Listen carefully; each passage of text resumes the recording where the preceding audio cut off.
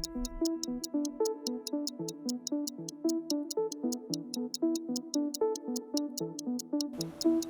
I'm Kiran Krishnan, your friendly neighborhood microbiologist, and this is your Microbiome Moment. So today's Microbiome Moment, I'm coming to you from this gorgeous beach here in the panhandle of Florida called Inlet Beach. Now, being at the beach, it reminds me that in most of the country, we're getting close to that bathing suit season time. And what that means is that many of us become very conscious of our body composition and how we look, right? And that also relates to metabolic health.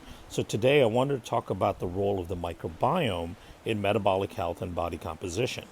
Now, studies on this started about 15 years ago, where they were studying the impact of discoordinate twins and the effect that their microbiome has on weight. So what are discoordinate twins? Well, discoordinate twins are identical twins, so they have 100% the same genetics, but one twin is overweight and the other twin is lean. So what they did is they raised germ-free mice. So these are mice that are raised without a microbiome. They took the microbiome from the overweight twin, implanted it into one set of mice, and then they took the microbiome from the lean twin, implanted it into another set of mice, and fed all the mice the exact same diet. What they found was over time that the mice that had the overweight twins microbiome would gain weight.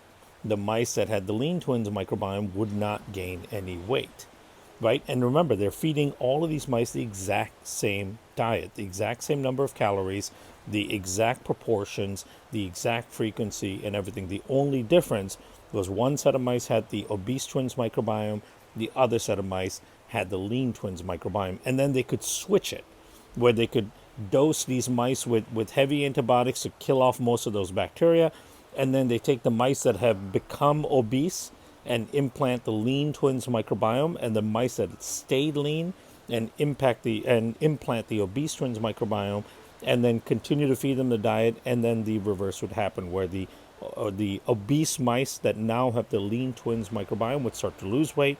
The lean mice that had the lean twins microbiome, now the obese twins microbiome, would start to gain weight. So this experiment has been done a number of different ways.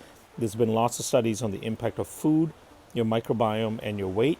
And we've in fact done studies on the use of prebiotics and probiotics and metabolic health and weight management. But today I wanted to point out one key study for you. This study right here, published in 2020, showing an awesome tool that you have at your disposal for improving your microbiome so you can get better outcomes as you're trying to change your body composition, improve your metabolic health, and of course, lose weight and become more lean. And those are avocados, right? We all love avocados. And first, let me talk about what about your microbiome is critical in being lean and maintaining a healthy metabolic system. For one, diversity in the microbiome, right? So having high diversity in the microbiome is critical to retaining leanness, reducing weight gain, and also having a healthier metabolic profile. The other thing is certain keystone organisms. So Akkermansia is one of them. Faecalibacter prosnitzi is another, and then bifidobacteria. If you have higher bifidobacteria levels, you tend to have a leaner body. You also need higher production of short-chain fatty acids and lower production of both primary and secondary bile salts, right? So how do you change the microbiome that way? Well, with this study showed that one avocado a day, so the equivalent of about one Hass avocado per day in a 12-week period in overweight individuals, dramatically changed their microbiome. It increased diversity, it increased the presence of Faecalibacter prosnitzi, it increased the production of short-chain fatty acids and reduced the production of bile acids and secondary bile acids, and it even reduced the overall amount of insulin that they were producing over that 12-week period, and it reduced inflammation. We know obesity is also an inflammatory condition. So all of these positive changes are associated with a leaner body and healthier metabolism. And that came from eating one avocado every day for 12 weeks, right? And the reason is because avocados have amazing amounts of healthy fiber. Avocados also are high in monounsaturated fatty acids. Now, in addition to that, you can add in some intermittent fasting, which also increases diversity. Add in polyphenols, about 150 grams of polyphenols that can come from berries and other colored fruits and vegetables. That'll increase acromantia. Acromantia is inversely related to weight and body composition.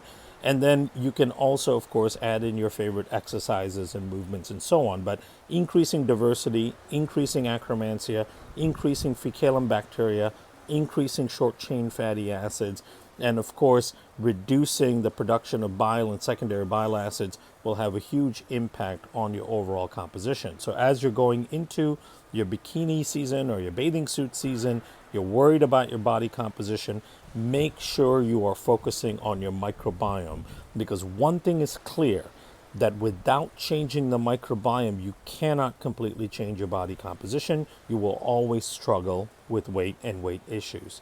So that's your microbiome moment for today. I'm going to go enjoy my last few hours here at the beach, and I'll see you again next time.